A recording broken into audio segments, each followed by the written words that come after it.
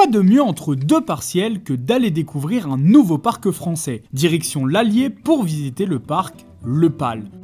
Un lieu regroupant une partie zoologique et un parc d'attractions accessible à partir de 32 € pour les adultes et 27 € pour les enfants. Alors forcément, se rendre dans un parc durant l'ascension n'est pas la meilleure idée pour éviter le monde, mais c'est l'occasion de voir comment se déroule une journée avec un parc blindé.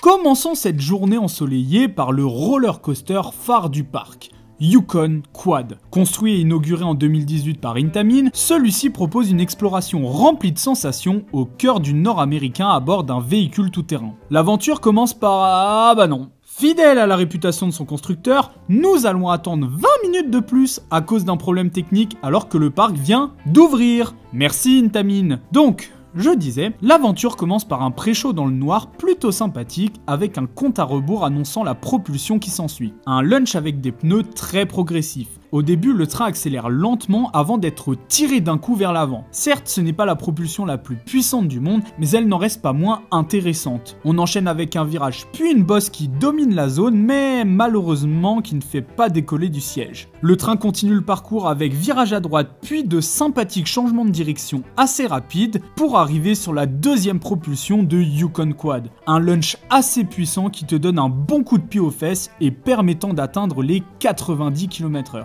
Une vitesse qui s'avère assez élevée mais qui permet d'entrer pleine balle dans le meilleur élément du parcours. Un interminable virage très incliné à droite qui te plaque dans le siège avec une force. Mama comment c'est puissant en jet positif avec le sang qui descend dans les pieds. Un pur plaisir, bien qu'il soit possible d'avoir un voile gris en fonction de ta condition physique. Le parcours, aussi appelé layout, continue avec une série de virages à gauche et à droite pris à toute vitesse. Puis deux bosses qui, encore une fois, ne procurent pas d'airtime. Un grand virage à gauche et c'est la fin de cette aventure d'1 kilomètre de long.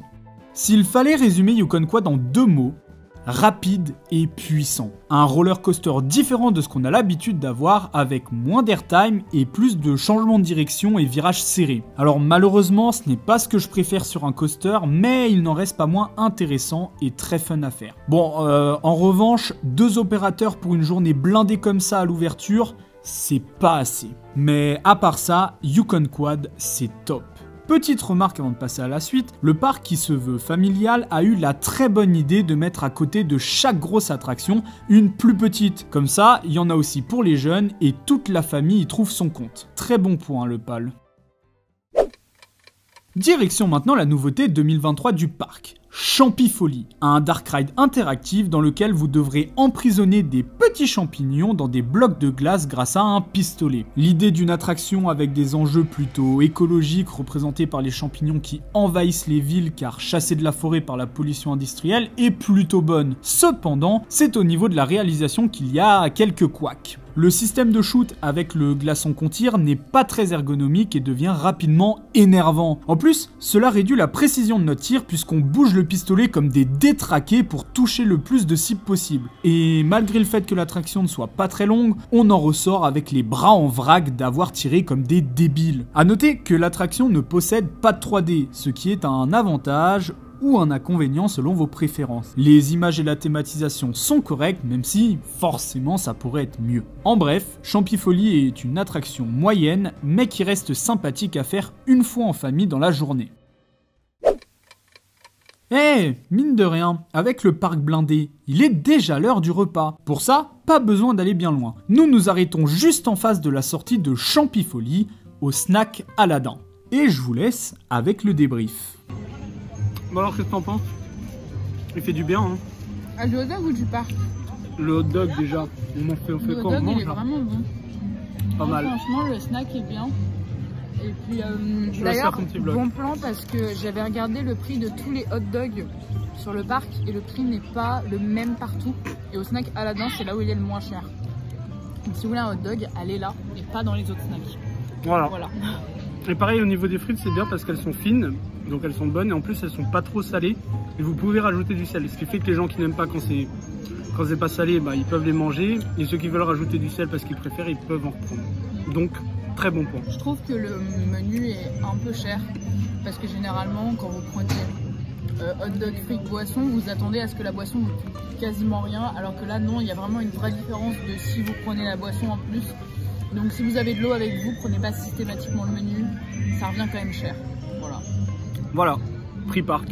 Prix parc. Et sinon très bon. Après ce bon petit repas et au vu des temps d'attente assez hauts partout, nous décidons d'aller vers une attraction n'en ayant pas beaucoup. Ah oui, il faut qu'on en parle de ça. À ce moment-là, l'un des panneaux d'information indiquait 40 minutes au twist alors que sur l'appli, l'attraction était fermée. Ce n'est que plus tard que nous avons appris que l'appli avait des problèmes. Attendez, laissez-moi vérifier quelque chose. Ah oui, on a été au courant bien plus tard, carrément la nuit après notre visite. Nous décidons alors d'aller vérifier sur place, et là, 25 minutes annoncées à l'entrée. Hein? Mais c'est n'importe quoi. Bon, on en profite pour nous engouffrer dans la file et deviner combien de temps on a attendu.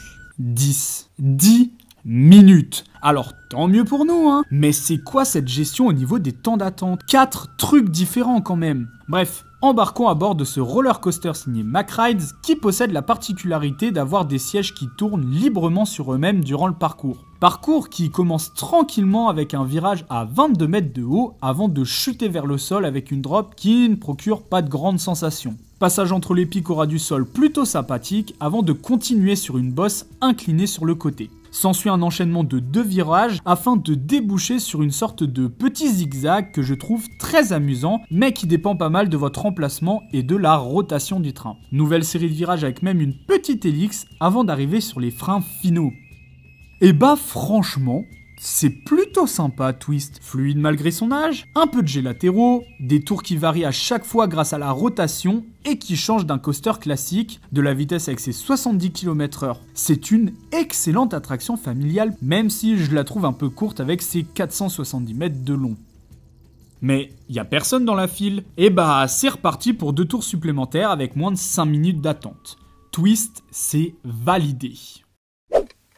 Nouvelle heure, nouvelle attraction, direction Rapido, un toboggan avec des grosses bouées où vous pouvez être à 2 dedans et même faire la course avec les autres bateaux. Alors oui, ça casse pas 3 pattes à un canard, mais c'est assez fun à faire. En plus, il y a un monte-bouée automatique et ça c'est bien par rapport à Walibi où il faut monter le bateau soi-même. Attention tout de même, c'est qu'une seule descente par bateau, donc c'est très court. Alors s'il y a beaucoup d'attentes, je vous conseille de passer votre chemin.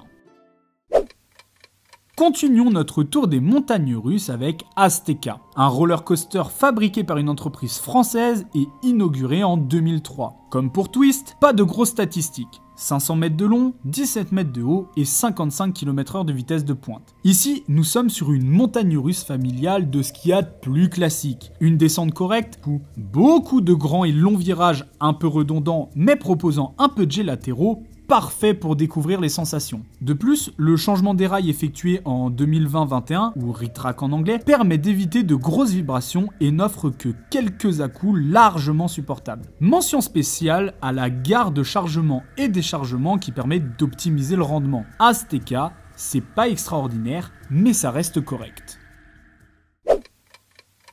Après avoir fait le plein de sensations, que diriez-vous d'aller découvrir l'autre gros atout du PAL, la partie zoologique. Plus de 1000 animaux sauvages répartis dans des espaces assez grands et adaptés à leur environnement naturel. Le parc propose différents circuits plus ou moins longs avec différentes séances pédagogiques ou nourrissage. Il est très agréable de s'y balader pour observer les animaux. Cependant, certains se cachent, alors ne soyez pas déçus de ne pas voir certaines espèces. C'est normal et même rassurant, ça veut dire qu'ils ne sont pas tous parqués et que les enclos sont assez grands. Je vous conseille de vous balader entre les différents enclos sans forcément suivre un parcours. Le parc est très verdoyant et il faut le dire, malgré le grand nombre de visiteurs présents aujourd'hui, il est très agréable de se promener au PAL.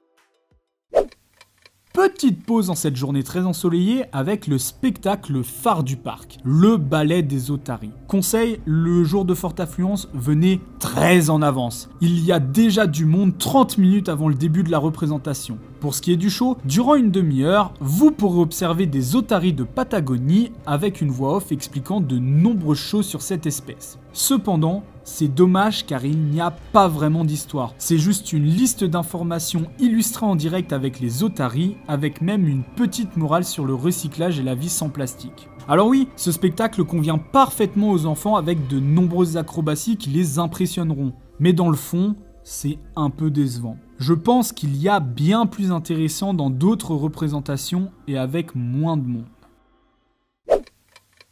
Alors que le soleil décline progressivement dans le ciel, il fallait finir notre visite par la nouveauté 2024 du PAL, le fameux water coaster Fjord Explorer. Mais je ne vous en parlerai pas plus ici. Une vidéo entièrement dédiée à l'attraction est disponible sur la chaîne, alors si Fjord Explorer vous intéresse, je vous invite à aller la visionner. Après une longue attente ponctuée d'une panne, nous sortons enfin de Fjord Explorer. Il reste 15 minutes avant la fermeture du parc, c'est pile le temps de sprinter jusqu'à l'autre bout du parc et d'entrer dans la file d'attente de Yukon Quad pour un dernier tour de folie dans l'avant-dernier train du jour. Et quelle folie! Le coaster a eu le temps de chauffer toute la journée et c'est d'une puissance. Toujours pas d'airtime, mais quelle force dans les virages. Ça te plaque tellement dans le siège, le sang descend tellement dans les pieds, t'en ressors avec une vraie claque dans la tronche. Et je tiens particulièrement à remercier les opérateurs présents en cette soirée d'avoir accepté de nous laisser compléter les rangées vides du dernier train de la journée. Vous êtes adorables et ce fut un excellent moment avec une ambiance de fou dans la gare et dans le pré-show. C'est donc après non pas un, mais 2 tours du très bon Yukon Quad que se termine cette très bonne journée au PAL. Un départ tout en douceur avec aucun vigile qui nous pousse vers la sortie alors que le parc est fermé depuis 30 minutes. Encore un point positif qui vient confirmer l'idée que le PAL, c'est un excellent parc. Un lieu verdoyant où se balader entre attractions et animaux est plus qu'agréable. Bien évidemment, avec une journée blindée comme celle-ci, nous sommes passés à côté de nombreuses attractions et nous avons privilégié les coasters. À part le Tigre de Sibérie parce que 50 minutes d'attente en moyenne pour ça, non merci. J'avais entendu de très bons avis sur ce parc, mais je m'attendais pas à ça. Je n'ai pas honte de dire qu'il fait partie du top 5 des meilleurs parcs français. Alors, seul bémol pour moi, je trouve que ça manque d'une grosse montagne russe, surtout que Yukon Quad n'est pas ce que je préfère. Mais après tout, ce n'est pas le but du parc. Il y a tellement d'attractions en tout genre et pour toute la famille qu'il est impossible de ne pas trouver son bonheur. Bref, le PAL est un parc que je vous recommande de visiter et même s'il est situé au milieu de nulle part, il faut le faire au moins une fois. Voilà, j'espère que cette vidéo vous a plu. N'hésitez pas à liker, partager, me donner votre avis sur le PAL en commentaire, ainsi que vous abonner à la chaîne pour soutenir mon travail. Vous pouvez également me suivre sur les réseaux sociaux pour toujours plus de contenu. Et moi je vous dis à très vite pour une nouvelle vidéo. Salut!